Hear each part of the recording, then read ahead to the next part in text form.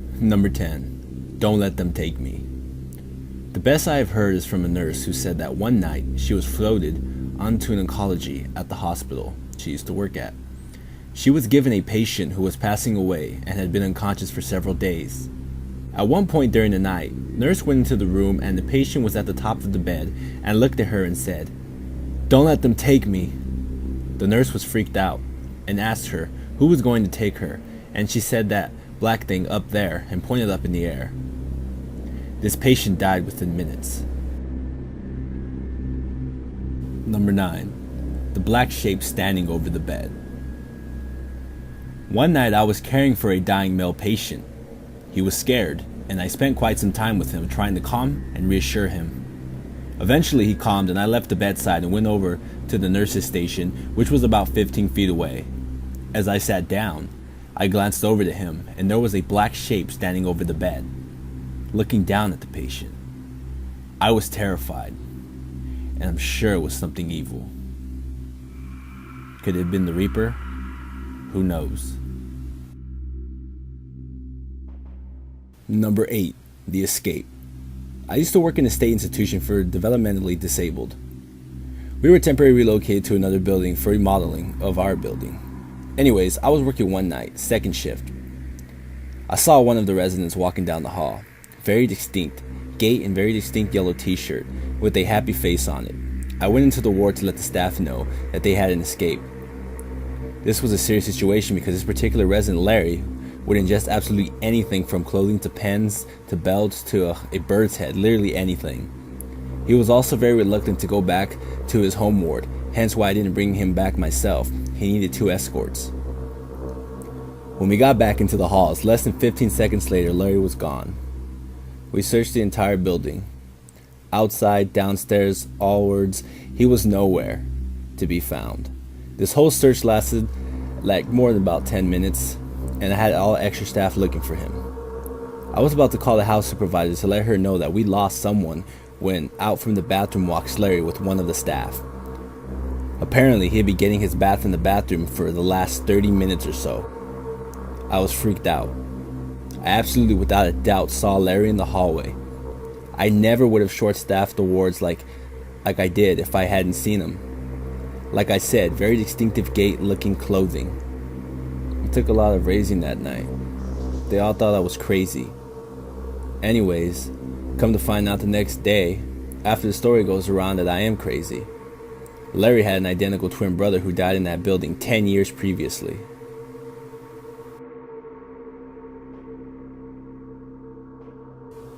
Number 7. Nurse Betty. I was working in the NICU when we had a threat of a tornado. Some nurses got pulled to go to a sister's hospital in town to assist in the disaster plan. When all was over, one of the nurses returned with this story. She was assisting the nurses in giving some meds before pulling all into the hallways. Every part she went to said they already had their meds from that nice nurse in the white uniform and hat. She realized after she left that it's been a while since a nurse has worn a hat. That story revealed the urban legend of Nurse Betty. Story goes, she had an affair with a married medical doctor, became pregnant, then agreed to allow him to perform an abortion on her on the second floor or room. She died and he went to jail. She never left the hospital and was seen frequently. The local newspaper would do an article of her every year around Halloween on her sightings. The hospital has since been replaced with college dorms. I wonder if any students have seen her.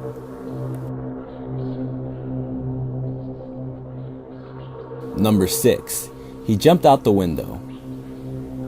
I heard a story once about a 5th floor neuro unit. This was told to me first person. Nurse was at the desk and a guy in white nurse garb came through the double doors, walked into an empty room and didn't come back out. Nurse thought it was weird, so he went into the room and it was empty. He went to the double doors and opened them, and there were 2 respiratory technicians talking at the entrance who swore they'd been talking the whole time and that nobody came through the doors. When one of his coworkers returned from lunch and he explained what happened, she was like, "Oh, that's just Bob." Actually, I don't remember the name, so the name were changed to protect my ignorance. He worked here as a LVN years ago and was accused of molesting a child. He was sure he was about to be arrested, so he jumped out the window in that room and killed himself. We see him all the time. Number 5. Calling from the grave. We had a patient, chronic Schifer, always on the call button, hated being on fluid restrictions. You know the type. The nurses have to take turns during the shift answering the call button so the primary can actually do other work. And this was a frequent fleer because he was very chronic, very borderline, and the hospital was the only place he wouldn't fluid overload. I worked 7 p.m. to 7 a.m. He died about 8 p.m. Oh, the look on his face, like how could you let me die? Like it was our fault. Anyway, family came and gone by 9 p.m. Funeral home gone at 9:30 p.m. About 10 p.m. the call button starts going off. I was there, call button going off every 5 minutes. One of the nurses was a very spiritual girl. At about 2 a.m. after like 4 hours of this, Nurse Mary snaps, "Enough!" She walks down to the room and practically screams into the empty room, "Mr. X, you have died. You can't be in here bothering us anymore. Move along. In the name of Jesus, I am exorcising you from this plane of the existence. Go to the light and be happy." And I kid you not, the call button stopped going off then and there.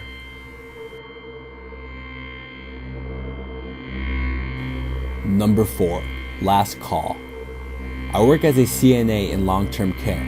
We had one resident, Betty, who was totally independent. All ADLs were done on her own and she did fine on her own, never had an incident. The only time she wanted help was showers, and then she only wanted you around to make sure she didn't slip and fall. Betty came down with pneumonia and had to be hospitalized.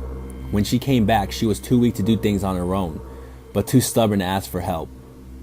The last thing the CNA told her before going to bed was, "If you want to get up, hit your call light.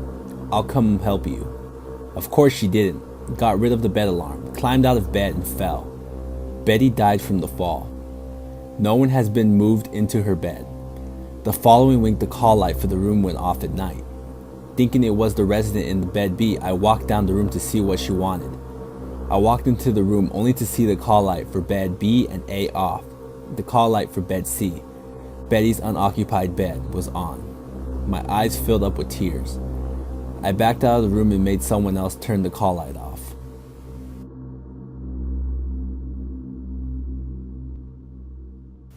Number 3. Hospital ghost visit.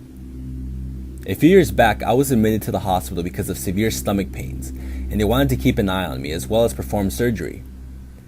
I was drugged up on morphine and had come out of the operation and was in my room with the door closed. I felt very sleepy and extremely sick, and I stayed in the hospital overnight. Not asleep for long. I slept all through the night until 1:03 in the morning when I heard distant screaming.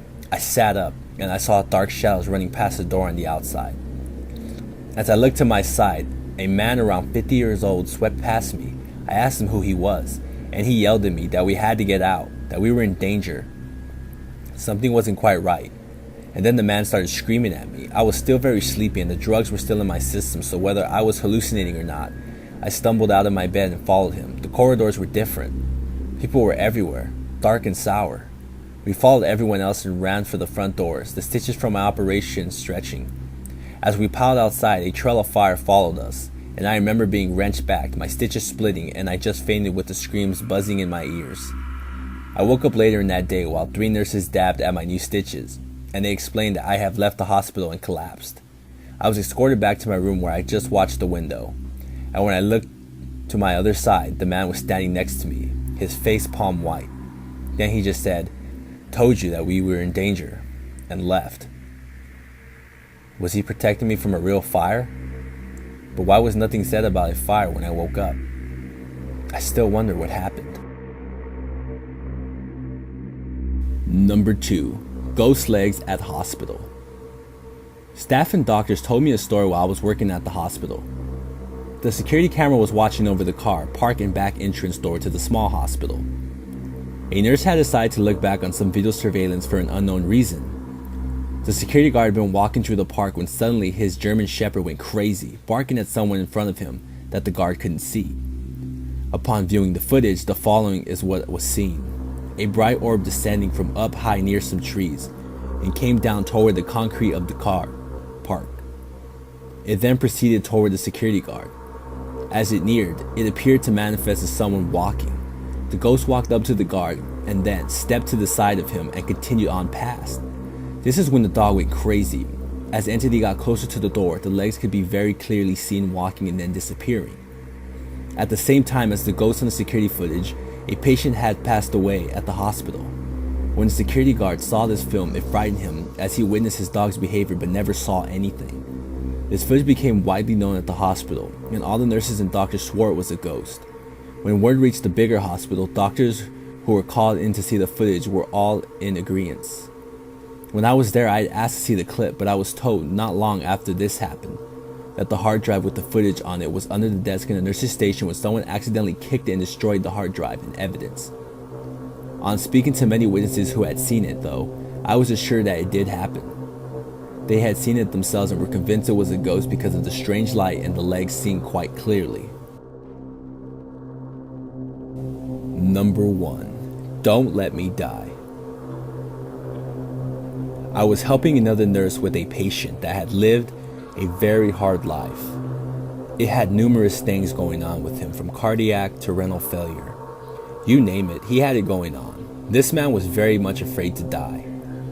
Every time his heart monitor beeped, he would just go into a rage screaming, "Don't let me die, don't let me die." The other nurse and I found out why he didn't want to die. His cardiac monitor starts alarming, VTAC. We both rush into the room. I am pulling the crash cart behind me. When I get to the room, the other nurse is completely white. This man was sitting about 2 inches above the bed and was laughing. His whole look completely changed.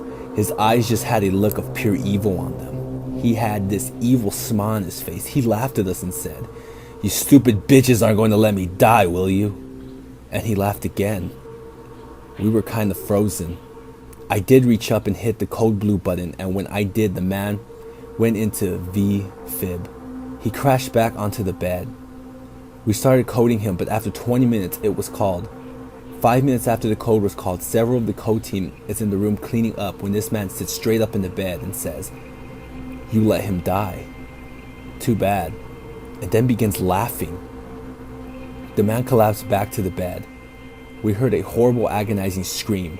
Actually, every patient in the unit that night commented on the scream, and then you could hear, "Don't let me die," being whispered throughout the unit. Every one of the nurses that night was pale and scared. Nobody went anywhere by themselves. By morning, the whispers of "Don't let me die" were gone. The night shift nurses had a prayer service in the break room before we left for home, and then we all had nightmares for weeks. I believe we witnessed a possession.